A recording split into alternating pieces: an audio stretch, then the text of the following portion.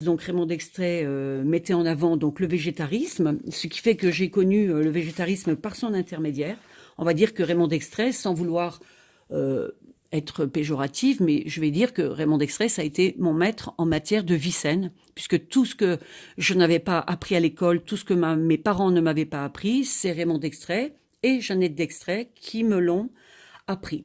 Voilà, grâce à eux, j'ai pu débuter vers finalement, ce à quoi mon âme tendait, ce vers quoi mon âme tendait, c'est-à-dire voilà la vie saine. Voilà, je vous en dirai plus par la suite à ce sujet, parce qu'aujourd'hui j'aurais surtout voulu revenir sur l'argile. Alors l'argile, donc l'argile verte concassée, vous voyez un paquet de 3 kilos, hein. Ici, on est sur un paquet de 3 kilos. Donc, faut compter entre, ça dépend les endroits, suivant si vous l'achetez en magasin diététique, bio, en boutique bio, en parapharmacie, sur Internet, etc. Faut compter les 3 kilos, à peu près entre 6,80 € et 8 €. Après, ça peut monter jusqu'à 12 €, mais ça, il faut refuser d'acheter l'argile aussi cher que ça. Un maximum 8 €. Hein, voilà. Après, si vraiment vous en avez un besoin urgent, à ce moment-là, on n'hésite pas. Hein, on prend si par exemple vous en manquez, ben vous achetez le paquet. Même s'il a 12 € quoi. Mais autrement, essayez d'en avoir toujours en avance. Moi, j'essaye toujours d'en avoir au moins 3 à 6 kilos en avance. Bon, là, c'est la marque Argilette, hein, sans vouloir faire de pub. Argile verte concassée. Voilà, pour les cataplasmes, les emplâtres. Voilà. Alors, comment est-ce que ça se présente, l'argile verte? Je vais vous montrer. Donc, je vais enlever la petite revue Vivre en harmonie et je vais vous montrer comment se présente l'argile. Voilà. L'argile verte se présente comme ceci. Voilà. Ce sont des morceaux d'argile donc qui ont été séchés et concassés. Voilà. Donc, une autre fois, je vous montrerai comment préparer cette argile dans une vidéo un peu plus courte. Voilà. Ensuite, vous avez donc Argilette, ce qui explique un petit peu, qui donne quelques petits conseils. Alors par contre, il y a un conseil qu'il faut absolument pas suivre avec cette marque. Donc ils disent comment pour préparer l'argile. Hein, donc dans un récipient en terre ouverte. Attendez, pardon, j'arrive pas. Ouvert, pardon, dans un récipient en terre ou en verre, recouvrir l'argile, bon, etc., et laisser reposer. Après, ils disent, alors voilà, là où je suis pas d'accord, c'est homogénéiser l'ensemble pour obtenir une pâte onctueuse. Donc ça, non, c'est pas du tout à faire. Hein. Il faut pas du tout toucher l'argile. Je vous expliquerai. Une fois qu'on a mis l'eau sur l'argile, on n'homogénéise pas et on ne tourne pas l'argile. On ne fait rien du tout parce que sinon ça lui enlève une part de ses propriétés. Donc ça, moi, je voulais leur écrire à Argilette pour leur dire que c'est vraiment pas du tout un bon conseil. Voilà. Bon, ça, donc l'argile verte concassée que vous voyez ici. Voilà, et j'avais montré dans ma première vidéo donc ce que ça donne une fois que l'argile est prête. Hein, voilà, ça donne cette pâte. Hein, cette pâte d'argile. Voilà. Vous voyez, c'est les morceaux d'argile. On recouvre d'eau. Ça, je vous expliquerai comment faire plus exactement. Enfin, et en fait, on met l'argile concassée dans le saladier. On recouvre à peu près 1 cm au-dessus de la surface des morceaux d'argile un petit peu tassés. Et puis, on laisse l'argile absorber l'eau et c'est tout. Et on ne touche pas. Voilà. Éventuellement, on expose au soleil, on couvre, et puis c'est tout. Pourquoi je couvre? Pour éviter l'empoussiérage et puis garder l'humidité de l'argile, en fait. Hein. Voilà. Alors, autrement, que vous dire d'autre? L'argile existe aussi donc sous forme de tube. Je conseille pas l'argile en tube pour l'utilisation journalière, ou enfin l'utilisation à la maison. C'est mieux d'utiliser comme ça sous forme d'argile que vous préparez vous-même et que vous exposez régulièrement au soleil. Quand je dis régulièrement, ça peut être une fois tous les 15 jours comme une fois tous les 2 mois. Hein, ça dépend de votre disponibilité et puis si vous y pensez, quoi. Donc, par contre, ce qui peut être utile, c'est d'avoir un tube comme ça quand vous partez en randonnée, en voyage. Pour tout, dans vos déplacements, vous pouvez donc voilà avoir de l'argile prête à l'emploi. Là, j'en ai plus beaucoup, mais de l'argile prête à l'emploi, ça peut être utile. Mais après, cette argile, bon, elle a stagné dans le tube en plastique. Donc c'est pas génial, mais elle reste, elle garde des vertus quand même, hein. Mais c'est pas autant certainement que l'argile qui est dans le saladier là. Voilà. Donc vous avez l'argile verte pour les soins, euh, pour les coupures, les brûlures. Bon, j'y reviendrai. Ça c'est l'argile verte. En général, on n'utilise pas trop l'argile verte pour les cataplasmes sur le visage, mais bon, pour quelqu'un qui en retirerait des bienfaits, pourquoi pas, hein. Mais autrement, voilà, vous avez autrement des tubes d'argile jaune comme ça. Donc si j'arrive à en faire sortir un petit peu pour vous montrer, voilà. Vous voyez, quand on dit jaune, voilà ce que ça donne, hein.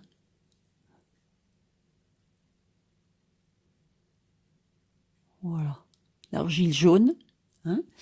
Donc, vous pouvez, alors, on peut lire à l'arrière, hein, qu'elle est riche en oligo-éléments, en minéraux, que cette argile exfolie délicatement la peau, elle la stimule et elle offre à toutes vos cellules une nouvelle jeunesse. Bon, ça, c'est un peu prétentieux, mais enfin, voilà, on peut faire des cataplasmes d'argile, une fois par semaine, par exemple, pour des soins sur la peau du visage. Et puis, vous avez aussi l'argile rose. C'est une argile en général qui est plus douce. Voilà. Donc c'est pareil ici. Bon, il n'y a pas spécialement révélateur de teint, délicieux masque à l'argile rose, possède de fabuleuses propriétés décongestionnantes et prend soin de toutes les peaux, même les plus délicates.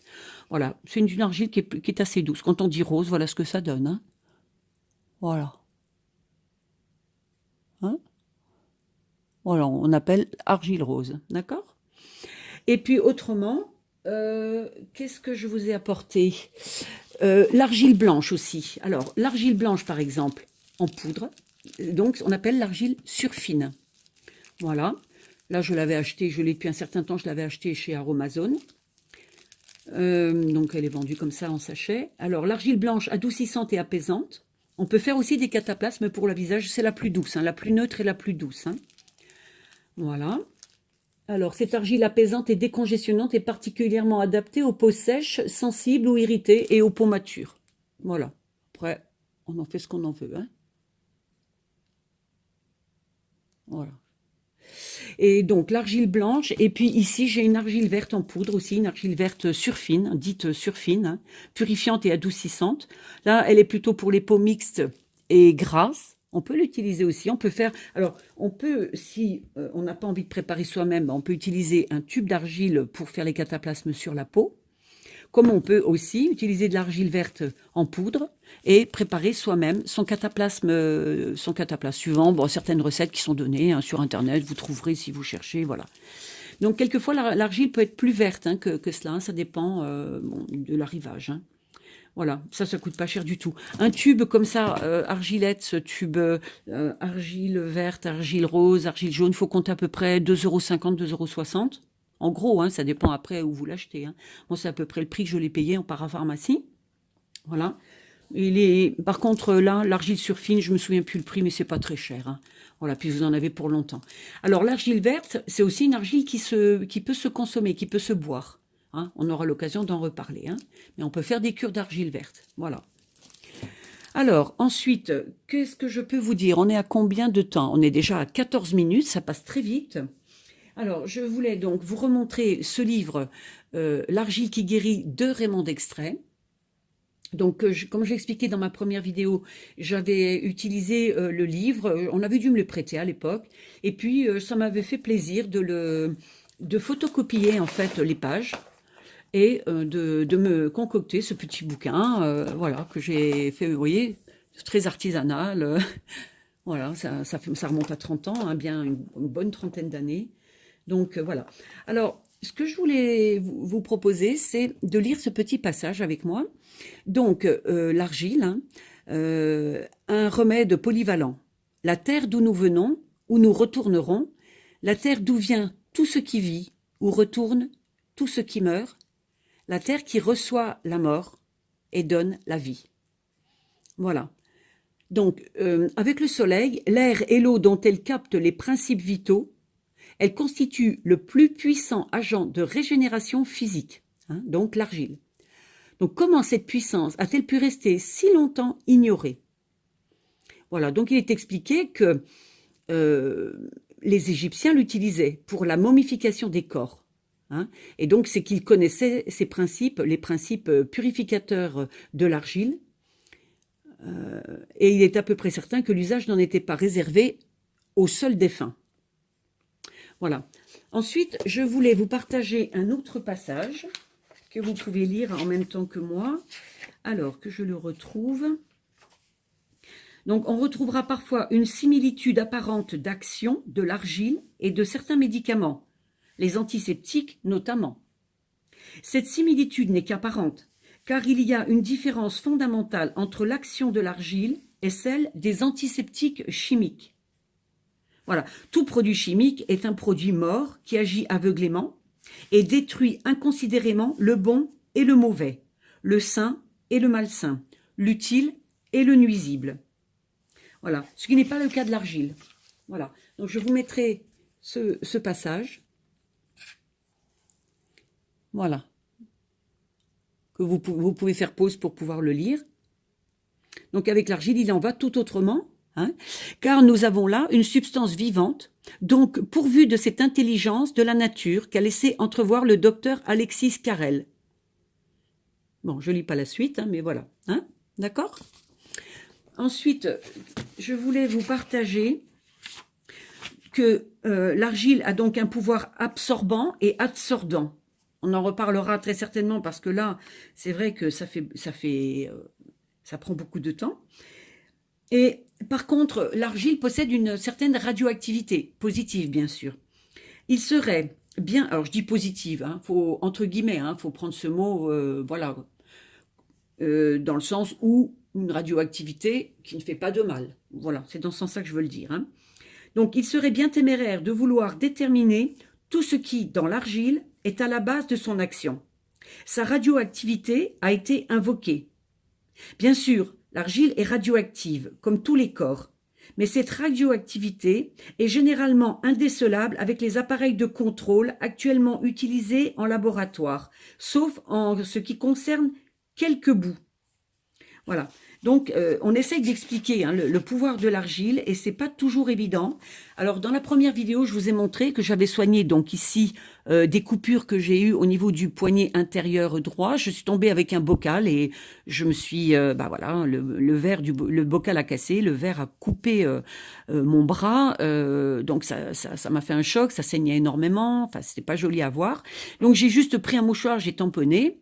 Et puis de suite, bon, bah, j'avais mon fils à la maison, je l'ai appelé et tout de suite, on a mis en place un cataplasme d'argile directement hein, sur les plaies, sans désinfecter, sans faire quoi que ce soit, puisque l'argile a cette capacité donc d'attirer. Admettons, il y aurait eu même un morceau de verre à l'intérieur, j'étais pas obligée de le retirer. L'argile, de toute façon, n'aurait pas permis à la plaie de se refermer. Elle aurait donc comment dire, attirer le morceau de verre pour l'extraire de la plaie et ensuite la plaie aurait pu se refermer. Mais voilà. Donc là, j'ai fait des cataplasmes d'argile nuit et jour, sachant que la journée, je les changeais toutes les 2 heures au début, 3 heures environ. Après, je passais 5 heures en gardant le même cataplasme. Et autrement, la nuit, je gardais le même cataplasme toute la nuit. On peut aussi se lever la nuit pour changer le cataplasme si on veut que ça guérisse encore plus vite. Mais bon, là, en l'occurrence, ça ne me démangeait pas, ça ne me dérangeait pas. Donc, j'avais laissé le cataplasme sans le changer la nuit. Voilà. Bon, pour l'instant, je vais arrêter là avec cette vidéo parce qu'on est sur 19 minutes. J'ai déjà dit beaucoup et puis j'essaierai de revenir pour en dire plus parce que c'est vrai qu'il y a beaucoup à dire sur l'argile encore. Si vous avez des expériences, si vous avez fait des expériences avec l'argile, vous pouvez le noter en commentaire, faites-vous plaisir. Vous pouvez aussi poser vos questions, vous pouvez aussi aller voir sur Internet pour avoir plus de renseignements. Vous trouverez tout ce qu'il faut concernant l'argile sur Internet. Ce que je vous en dis là, bah, ça peut être que des prémices en fait, hein, pour vous, pour aiguiser votre curiosité, que vous puissiez aller aller avoir le goût d'aller chercher plus en avant des renseignements. Voilà, donc ici vous êtes sur ma deuxième vidéo. J'espère qu'elle vous a plu. Vous pouvez le faire savoir avec un petit pouce en l'air, ça me fera plaisir. Et si vous voulez, il y a une petite cloche qui va bien. Vous pouvez cliquer dessus pour vous abonner. Enfin, d'abord vous abonner si vous le souhaitez, pour en savoir plus pour la suite, sur l'argile et bien d'autres choses que j'aurais envie de vous partager après plus de 37 ans d'expérience dans les soins naturels, avec mes 4 enfants, moi-même, etc. Et ma famille, quoi. Et donc ensuite, qu'est-ce que je voulais dire? Oui, et puis vous abonner, puis voilà, cliquez, allumez la petite cloche pour recevoir les notifications. Voilà, je vous remercie de votre attention. Je vous souhaite une très bonne journée ou une très bonne soirée, suivant là où vous en êtes dans la journée. Et puis, ben, je vous dis à bientôt. Merci de votre écoute. À bientôt.